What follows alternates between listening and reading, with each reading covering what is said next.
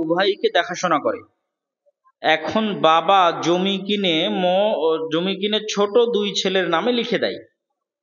এই কাজটি কি বাবার ঠিক হচ্ছে? আমরা 4 ভাই, 2 ভাই আলাদা হয়ে আছে, পিতামাতা উভয়কে দেখাশোনা করে। এখন বাবা জমি কিনে মোট 2 ছেলের নামে লিখে দেয়।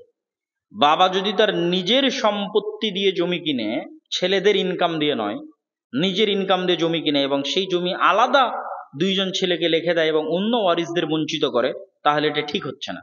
বাবা কি করতে পারে জানেন? বাবা হচ্ছে প্রয়োজন অনুযায়ী সন্তানের পিছনে খরচ করতে পারে, তাতে এক এক সন্তানের প্রয়োজন কম বেশি হতে পারে। এক বাপের এক ছেলে এখন অক্সফোর্ড পড়তে গেছে, তার পিছনে 10 লক্ষ টাকা খরচ হবে। আর একজন পড়াশোনা কিছু করেনি, গ্রামে কৃষি কাজ করে, তো ওর পিছনে আর কত খরচ হবে? তো প্রয়োজন অনুযায়ী বাবা তার সন্তানদের পিছনে খরচ করতে পারে, প্রয়োজন অনুযায়ী। সন্তানের পিছনে প্রয়োজন অনুযায়ী খরচ করছে না, স্থায়ী সম্পদ তৈরি করে দিচ্ছে, সেখানে সন্তান সন্ততির মধ্যে বৈষম্য করতেছে। আবার ওই সম্পদ গড়াতে ওই সন্তানের কোনো অবদান নাই। দেখা যাচ্ছে আমি ইনকাম করে আমার বাপকে টাকা দিলাম, যে বাবা এই যে আমার ইনকাম। এখন আমার ইনকাম দিয়ে আমার বাপ হয়তো আমাকে জমি কিনে দিচ্ছে, সেটা সমস্যা নেই, কিন্তু আমার বাপ তার নিজের ইনকাম দিয়ে জমি কিনে দিয়ে অন্য ওয়ারিসদের বঞ্চিত করবে, এটা অন্যায়।